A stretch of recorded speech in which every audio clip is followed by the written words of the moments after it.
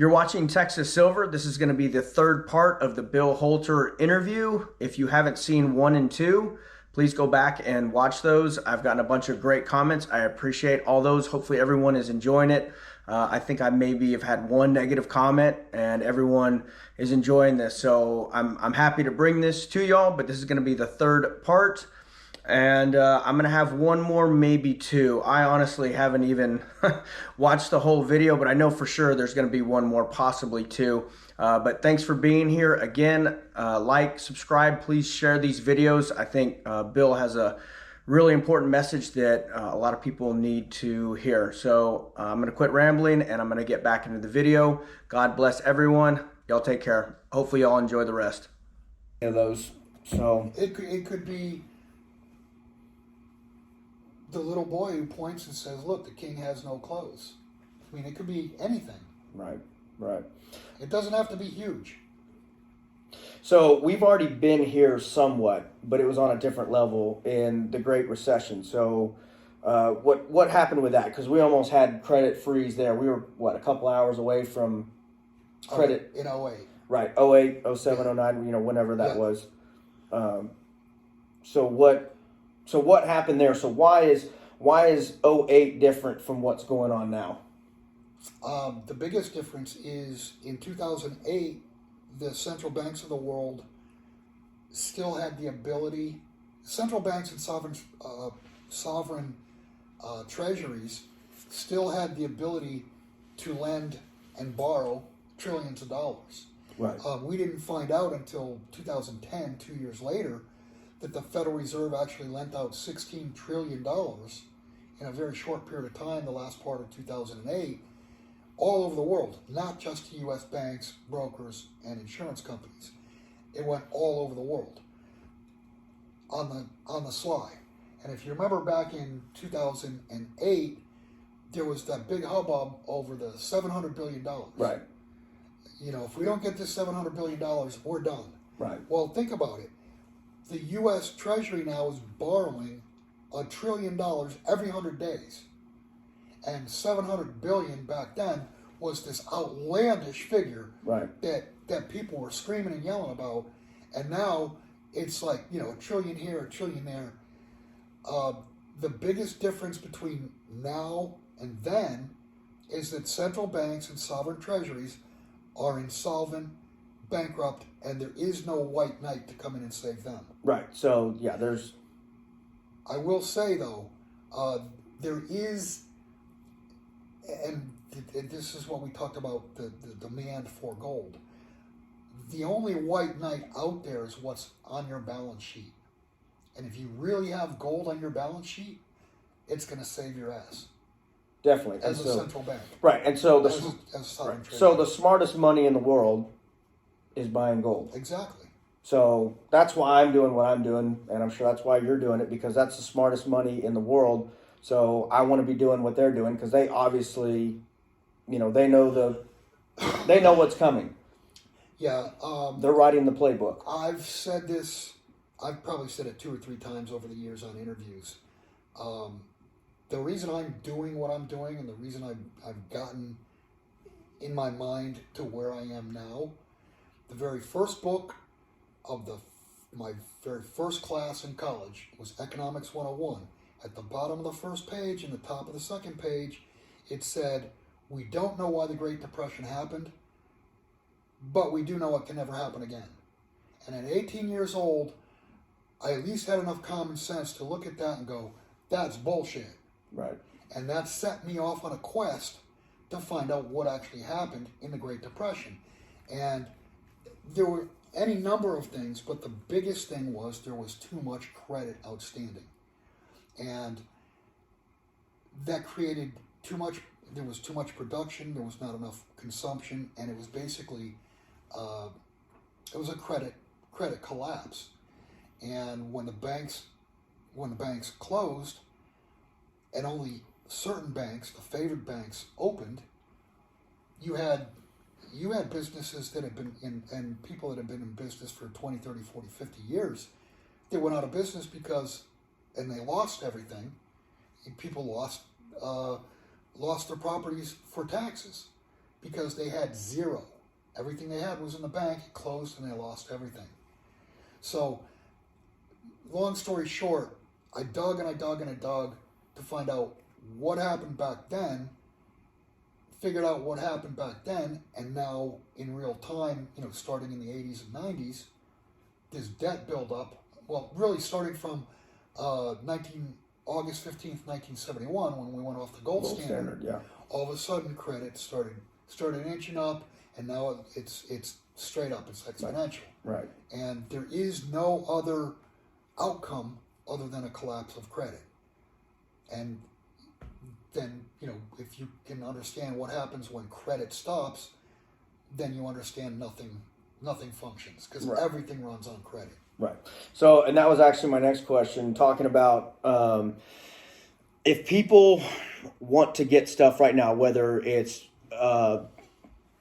food, water filtration, security, metals, whatever, they need to get that stuff now, because once credit freezes, you're done. You're not going to be able to get it. Everyone's done. Everything is done.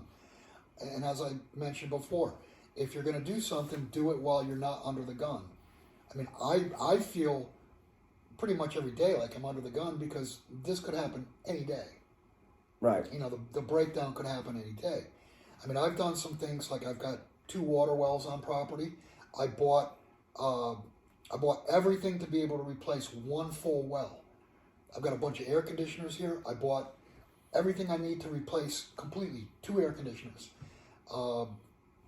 Buy things that at some point you're going to need. And if you go back, 3 years ago during COVID, when I ordered this stuff for the well, it took me 5 months to get it. Right. And, that's with a system that was functioning. So whatever it is that you need, whether it be food, whether it be extra tires for your car, assuming you can get gas and oil to run it, go back to World War II. Tires were rationed. Wow. They rationed all kinds of things during World War II. Stock up on the things that you know that you're going to need. And obviously, the most important, we kind of disagreed on this, because you're like, no, gotta have the guns, gotta have the bullets first. I'm like, no, you gotta have food first, so that you're still alive to be able to pull the trigger. Yeah. Well, I think it's really what came first, the chicken or the egg. You need both. You need water, you need food, and you need to be able to protect it. So those 3, you have to have those. It can't be like, okay, well, I have the guns, but I don't have food and water. There's people out there that think, oh, well, I got lots of gold and I got lots of silver. When this happens, I'll just go buy stuff. And that's so foolish and so stupid and so arrogant. It's like thinking you're smarter than everyone, but you forgot all kinds of stuff. Right. I mean, you got to go the whole spectrum.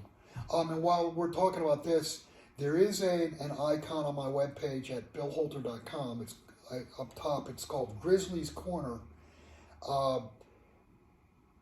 You could call the guy who writes it. You could call him a survivalist. He's a very successful businessman, but would go into the woods for 6 months at a time with a pack of mules, and come out 6 months later and be stronger for it. Right. I mean, the guy knows how to survive. It's a great resource. He's written probably, 6 or 7 to-do lists, if you will. Okay. It's a very good resource as far as a checklist of. Perfect example. Okay, so you've got all kinds of food stored, and you're able to purify water, and we got no electricity, and your 2,000 gallons of propane is out, and the gas service is out, so you're cooking by wood.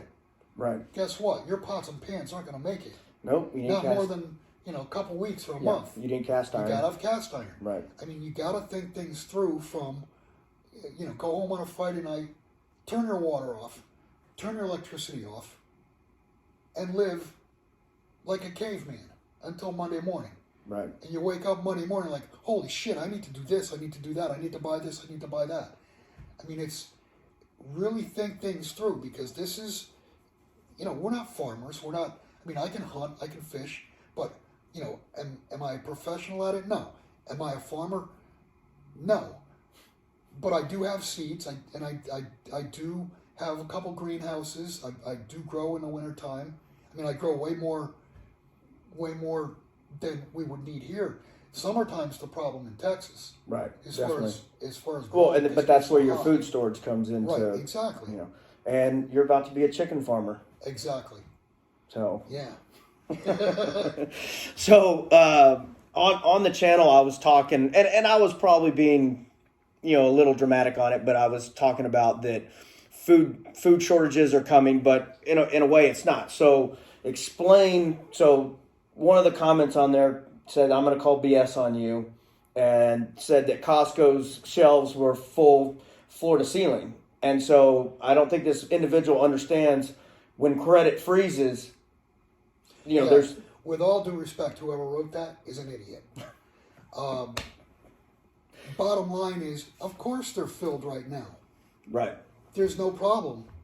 As soon as credit freezes up, how am I going to put this? As soon as credit freezes up, and the little elves that are in the back of Costco that make all these things and box all these things, when they don't get paid, there won't be anything on the shelves. But the reality is, trucking will stop. Stuff that's in the fields will rot because it can't get to the silos. It can't get to the manufacturer. It can't get from the manufacturer or the processor to the store. Everything runs on credit. When credit freezes, Costco will be wiped out. Costco, Walmart, all stores will be wiped out within 48 hours. Yeah, look what happens with a hurricane? Right, that's all I was going to say. Whatever. The eclipse. You got people stocking up on stuff for the eclipse. I watched the eclipse with 2 masks on, by the way. Just in case. Yeah, just in case. Yeah, we don't want to burn up your moneymaker, right? All right, let's move on. Bricks. The bottom line with the bricks is it's big, it's growing, and it is because these nations want free and fair trade. They want to trade something real for something real. They don't want to give something real to the West for fake paper, because they fully understand that there's a clock of finality to the use of, or the life of, fiat currencies. Right. And the fact that the West has gone so far into debt, thus mathematically guaranteeing insolvency, bankruptcy, and collapse in value of that paper, they don't want to accept that paper for their production. So the BRICS it's totally logical. Right. It's not some evil entity. They hate the West. No, they don't hate the West. They just don't want to do business. They just want it to be fair. Right, exactly. And if you read or listen to, I think he's done probably 5, 6, 7 fairly lengthy speeches. If you listen to what Vladimir Putin has said, the guy's not a madman. Please write in on the comment section anything that you think that he said that's irrational. I think pretty much everything that he has said comes from a rational, and I want to say businessman. I think he wants fair trade and right. And all that. And then while we're on that topic, the bonds, the $300 billion. Okay, I knew. Yeah, that's what I was about to talk about. And actually, you could look at a chart of gold, and that's pretty darn close to the bottom back in, what was it, October, November last year at 1825, 1850 on gold. And then you got these knuckleheads in Washington talking about, we're going to confiscate Russia's $300 billion. And now just 2 weeks ago, and imagine that, all of a sudden I look at the chart, and instead of going like this, it's going like that. It's going straight up. they were talking about taking Russia's $300 billion to rebuild Ukraine and to fund the war against Russia. Understand that forget about, you're not Russian, you're a different country, but you own a lot of U.S. bonds. If they could do it to Russia, they could do it to me. Right. And so, That's the thought process. And the thought process is, hey, I got to have something on my balance sheet that's going to react the exact opposite of a collapse in the dollar and treasury securities, and that's gold. Yeah. So I want to move on to a little bit more of the prepping thing. So I've heard people state they feel that they're safe in their neighborhoods because they live in a gated community.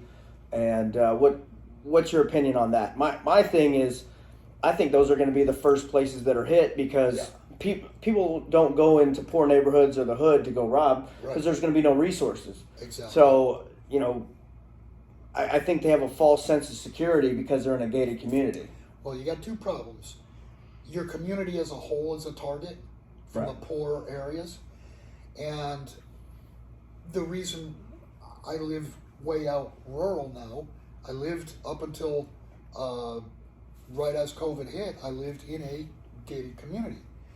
And, the thought process is, there's strength in numbers.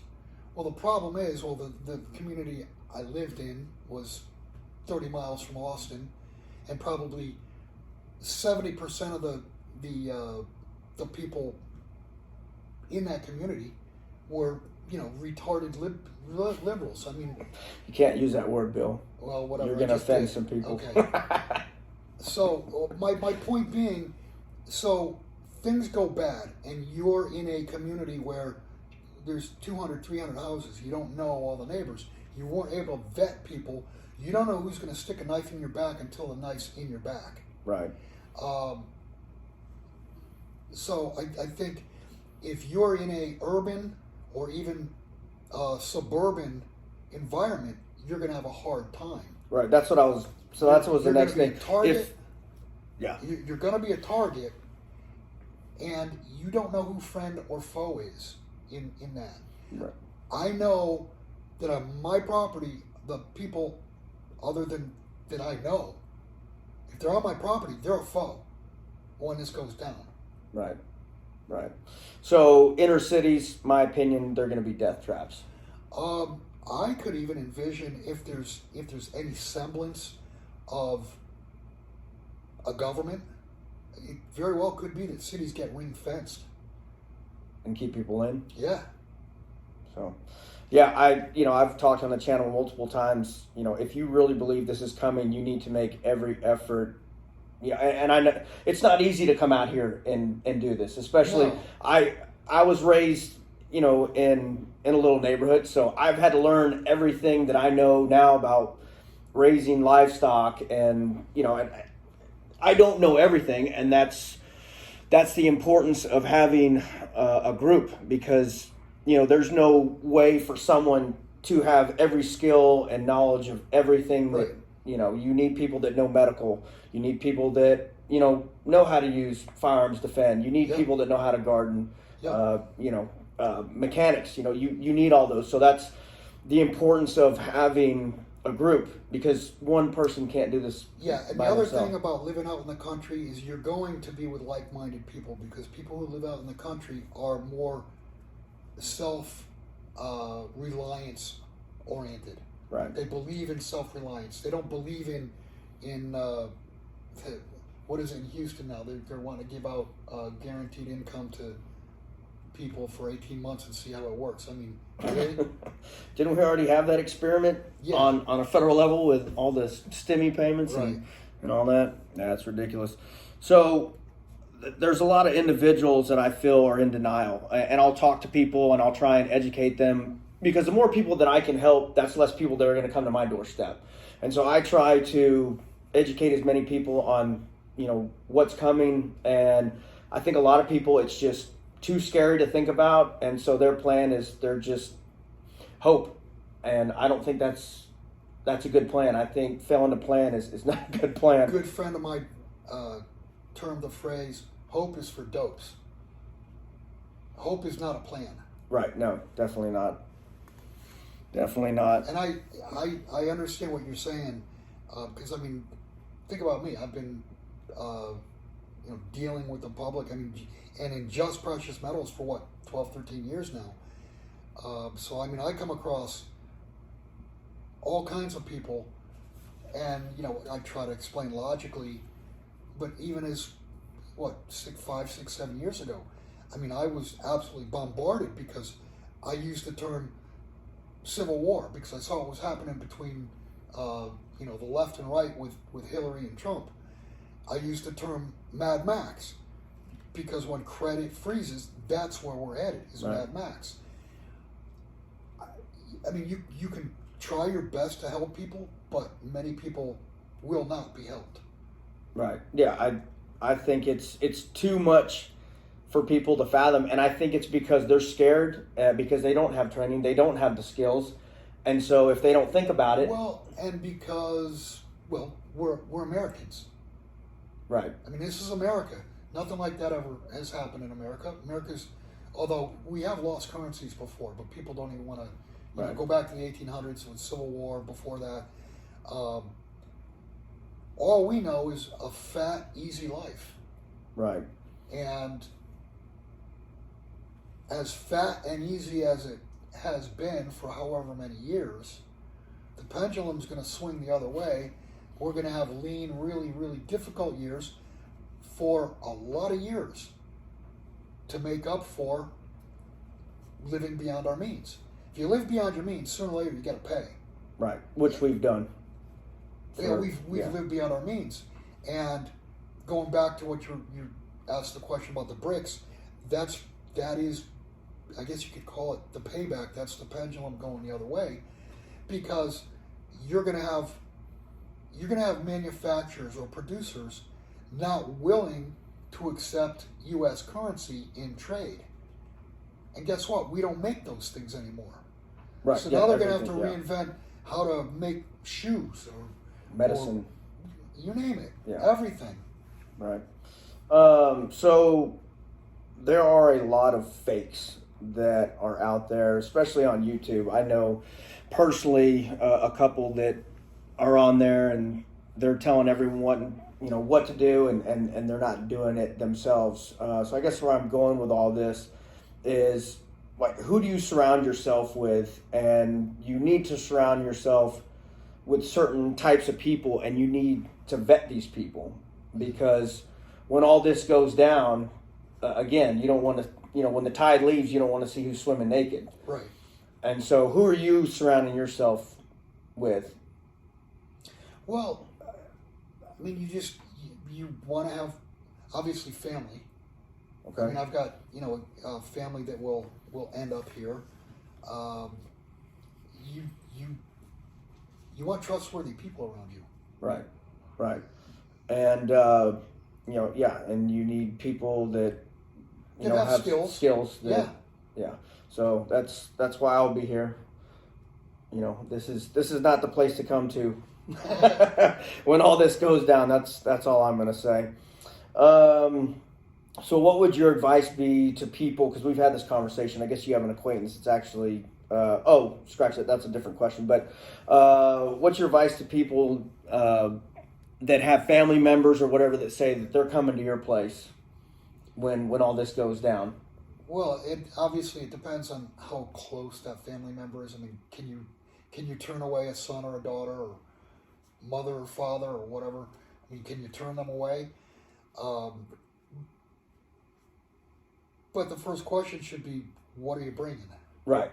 And that's what I've done. When people say they're coming here, first of all... Are you bringing food? Right. Are you bringing skills? Or, what are you bringing?